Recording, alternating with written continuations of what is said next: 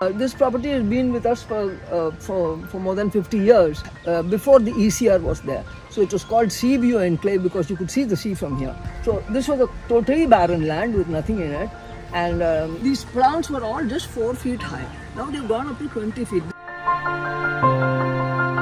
In 2021, I came here to bury my dog, my pet.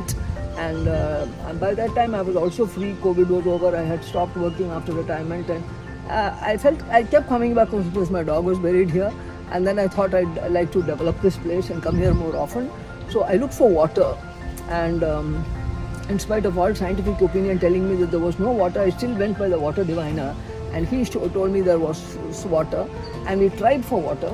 We got zero water. I was a votary for rainwater harvesting. I was responsible for, as Secretary Government for Water Supply, I was responsible for the rainwater harvesting legislation and all that. Of course, the Chief Minister took the lead. But I thought then I must put into action things that I had talked about while in service. And people used to tell me, you are getting a salary and you can talk all these things. We are doing it out of our own resources. Would you do it if you had your own, you had to do it out of your own resources? And this was at the back of my mind.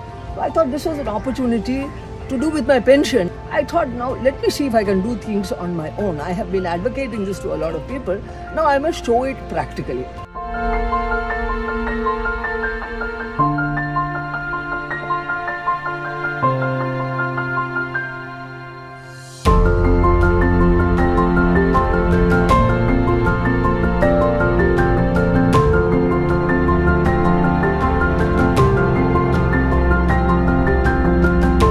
We came here and we decided what shall we do to harvest water into this property.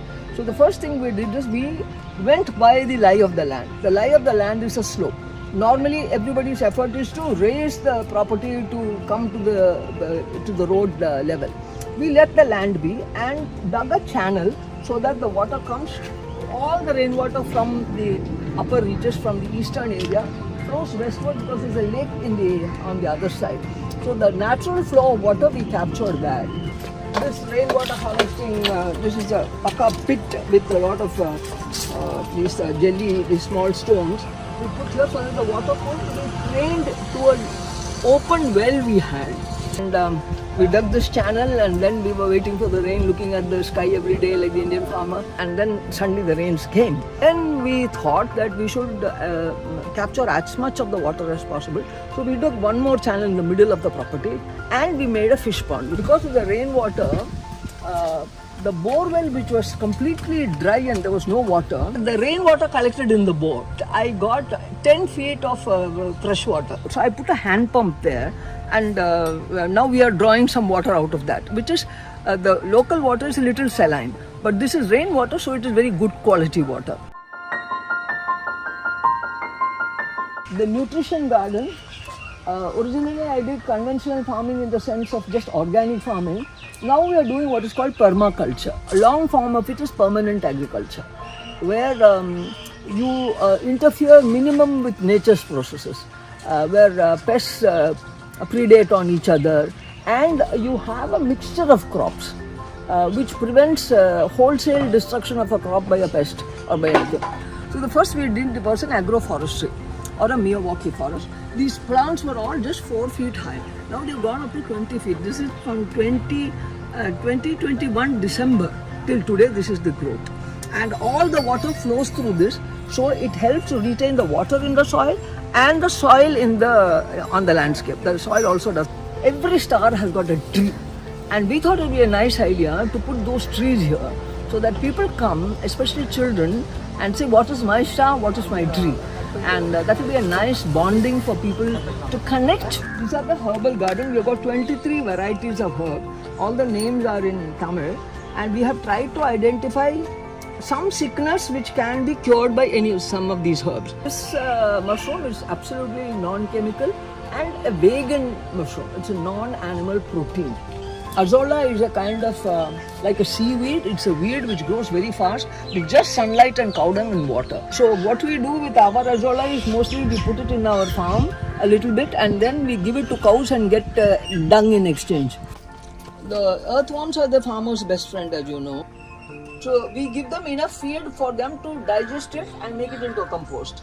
And then the compost is taken out and put in the field. I came here at 2 o'clock in the morning to bring the bees to this place. Because of them, my farm pollination has increased very much, and much more is that the bird population has increased. And this fish pond, my fisheries experts tell me that the ecosystem has developed very well here. I don't put any feed, I don't put anything into this.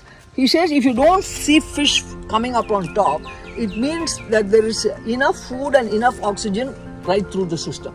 This is our own creation. This is far more beautiful than any Paka building could have been. And I have a solar light outside which has a battery which produces this light. So this is a solar powered light which will come on during the day. The solar light outside comes on only during the night when it gets dark.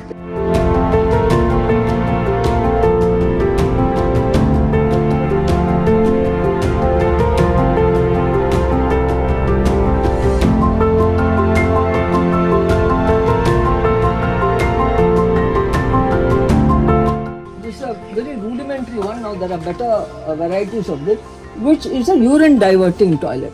The urine goes separately into a pit there and goes into the ground.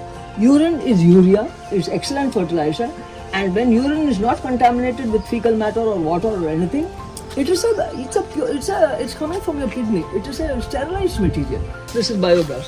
This is just rotting material in the I don't have much kitchen material here. This thing and cow dung. And this is the biogas. This is the biogas unit. I painted it nicely. And we feed the things here and the gas comes out of there. This is a solar cooker. This reflects the sunlight into this